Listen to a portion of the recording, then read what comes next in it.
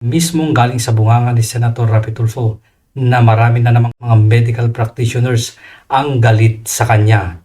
Paano ba naman kasi akusahan mo ang mga doctors na wala ka namang ebidensya? Ngayon, nag-privilege speech na naman siya at dito napakarami na namang mga ahensya ng gobyerno ang pinagbintangan niya. Walang kadala-dala.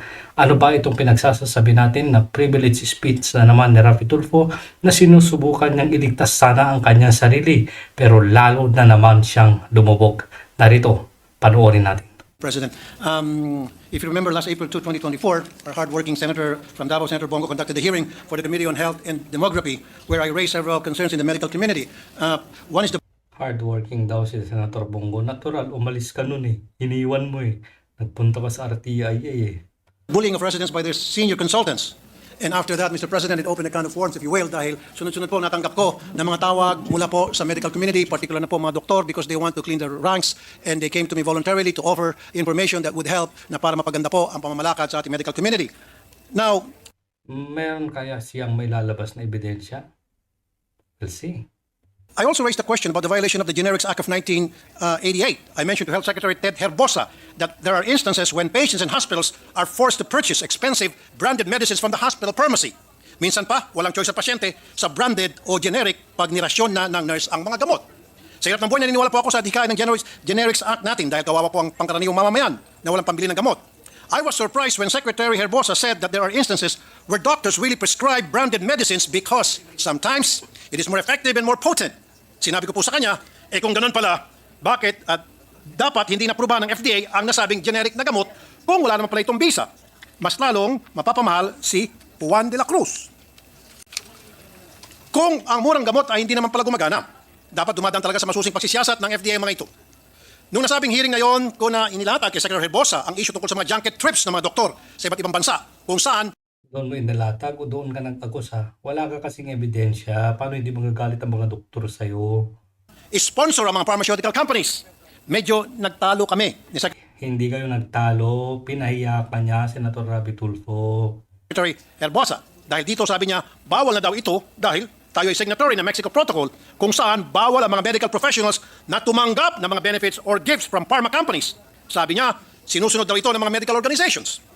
Ang hindi ko po maintindihan, bakit ayaw aminin ni Secretary Herbosa ang rampant na practice na ito? Bakit mo ipaamin yung isang bagay na wala naman siyang alam? Wala daw po siyang knowledge na rampant ito. Sabi niya, ang junket ay nung araw nangyayari bago na pirmahan ang Mexico Protocol.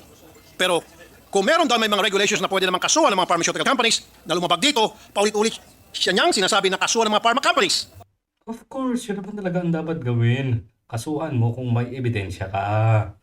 Ang pinagtataka ko po, Kaso napahiya ka na naman doon. Parang yung kay Baby Sara lang noon na, Senator, gumawa po tayo ng batas. Pahiya ka eh, kaya nandiyan ka na naman nagdadaldal ngayon. hindi pa it takes two to tango.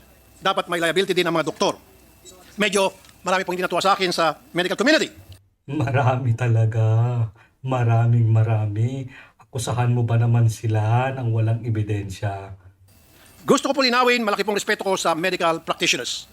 Malaki ang respeto mo pero pinagbibintangan mo sila ng walang ebidensya. Paikot-ikot tayo dyan. Sabi po, sila po ang ating mga frontliners and they have proven time and time again na sila ay mga bayani.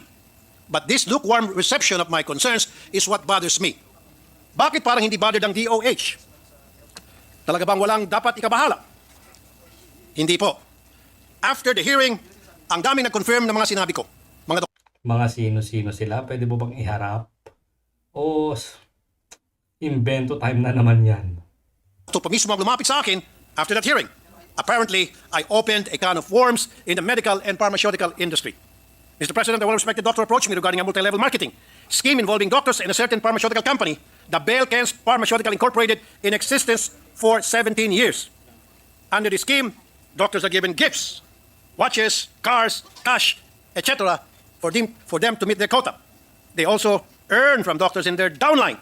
Under the scheme, ang mga doktor ay pinipilit ang mga gamot sa mga pasyente kahit hindi po kailangan ng pasyente. Ebidensya please. Ebidensya please. They even have coaches who monitor and supervise them in pushing the products.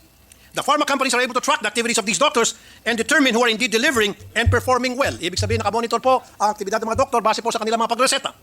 While it is not illegal per se, on the part of doctors, it is an ethical Hindi naman pala illegal. So gawin nating illegal. Gumawa ka ng batas. and immoral. Mr. President, our people are barely making ends meet. At unethical at ano daw? Unethical at saka immoral. Uy, hindi nga, Senator. Unethical. And rarely do they have medical expenses counted on their monthly budget. Kaya po, pag may nagkakasakit, bawat sentimo ay mahalaga. This MLM scheme is troubling for the medical community for several reasons. Una, malamang hindi nag-iisa itong kumpanyang ito. Ang balita ko, dahil dito lang sa Manila, si Malamang, ang balita ko, invento time ba ito? sila nagko-concentrate, ngayon lumawak na sa probinsya. Dati sa mga cardio department. Ngayon, mas maraming department na ang gumagaya. Pangalawa, kawawa naman ng mga may sakit dahil siya ay napipilitang bumili ng mga gamot na hindi naman pala nila kailangan. Bakit?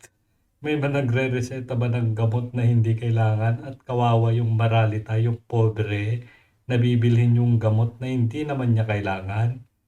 Parang may mali na naman. Sayang ng pera nila dito, baka lumala pa ang kanilang sakit. Pangatlo, this puts the medical field in a bad light. Patients are going to second-guess the prescription of their doctors. Sa medical field, there is premium on trust because it is a specialized field na hindi naman naintindihan ng pangkaraniwang tao. So kung wala kang tiwala sa doktor, bakit di ka nalang pumunta sa doktor? Kung wala kang tiwala sa doktor, bakit hindi ka nalang pumunta sa doktor? Parang mali yata yung basa natin sa script natin, Senator. O i-google na lang ng mga tawang sakit nila. And that is very dangerous. We have to review the Generics Act of 1988 and the Universally Accessible, Cheaper and Quality Medicines Act of 2008.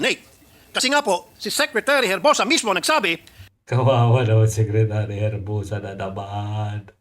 na may mga gamot na hindi clinically effective. Sinabi po yan mismo ni Secretary Herbosa, galing mismo yan sa kanyang bibig, na meron daw po mga branded na gamot, na meron daw po mga generics na gamot na hindi raw po effective. Kaya hindi raw niya po yan piniprescribe nung siya po ay nagpa-practice pa bilang isang doktor.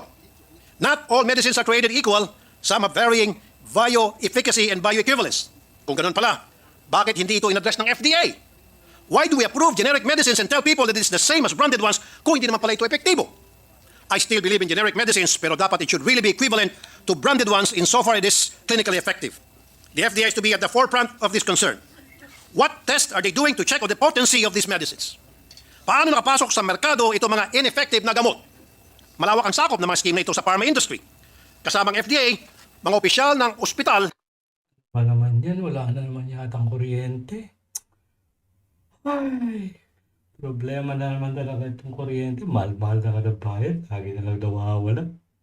na in charge of procurement, mga doktor na nagbibigay ng prescription, at pati sa mga drugstores na minsan, sinasabi ay wala ng stocks na mga generic medicine para lamang mabenta ang branded. Or, sinasabing wala ng available na mga branded medicines para mabenta lang ang mga generics medicines. Invento time, ebidensya. Nagkasanga-sanga na po ang problema. Ang tawag po dito ay switching, na kuminsan ay May switching na naman siyang term. kasabot din daw po, unfortunately, Daw po. ay mga tao na nagbabantay sa butika. Isa pang lumapit sa akin after the hearing sa committee ay ang sumbong ng isang doktor sa Bulacan. Oh, may sumbong ng doktor. Meron ka ng witness. I-file mo na yung kaso. Ang concern niya naman ay practice ng isang doktor na nagkakandak ng multiple pterygium surgeries in a day. Minsan, 38 surgeries sa isang araw. At ang requirement niya sa mga tao ay basta may PhilHealth ID. Libre na ang surgery mo. Siya ay nakakapag-claim ng 30,000 surgery per eye. He recruits patients from different towns and barangays. It has been 2 years since the doctor reported this sa PhilHealth pero wala pong nangyayari. Ibig sabihin, matagal na pong nireport po sa PhilHealth itong modus ng isang doktor sa Bulacan pero ang PhilHealth nagbulag-bulagan at nagbingi-bingihan o marahil merong kasabot ang doktor na ito sa loob ng PhilHealth. Ay, ako sana naman. Marami pa rin po siyang narinig na ganito mga fraudulent procedures. Ang Marami daw siyang naririnig. Second-hand information. Chismis. PhilHealth pilit na pinagkakasya ang kolekta upang matugunan ang mga pangangailangan ng taong bayan ay niisahan pa ng mga doktor na ganito. It's about time na may magbantay sa mga ginagawa ng doktor. Opo, Mr. President, nandiyan nga yung Professional Regulations Commission sa tulong ng Board of Medical Examinees. Pero mawalang galang na po sa mga taga-PRC. Daig niyo pa po ang pagong kapag Daig nyo na naman ang pagong PRC ulit. Nako po, ibang departamento na naman ng gobyerno, ibang ahensya na naman ito. kayo po'y kumilos dyan. Ang dami ko na po natanggap ng mga sumbong na kapag kayo Dami na naman sumbong sa RTIA na naman. po ay nagpalabas ng inyong resolusyon sa isang reklamo that after 5 years, kuminsan after 10 years, kuminsan patay na ang pasyenteng nagreklamo. Ebidensya, please. Bakit napakabagal umaksyon ng PRC sa mga reklamo ng medical malpractice? Sa magkano kadahilanan? Oh, insinuation. Bayad kayong mga taga-PRC. The Board of Medical Examiners have to police their ranks. They have to protect industry from these unscrupulous and greedy doctors who put their financial interests ahead of their duty to providing healthcare to the people. Mr. President, our doctors should be put at a higher standard compared to other professions. According to the Supreme Court, the medical profession directly affects the very lives of the people, unlike other careers which, for this reason, do not require more vigilant regulation.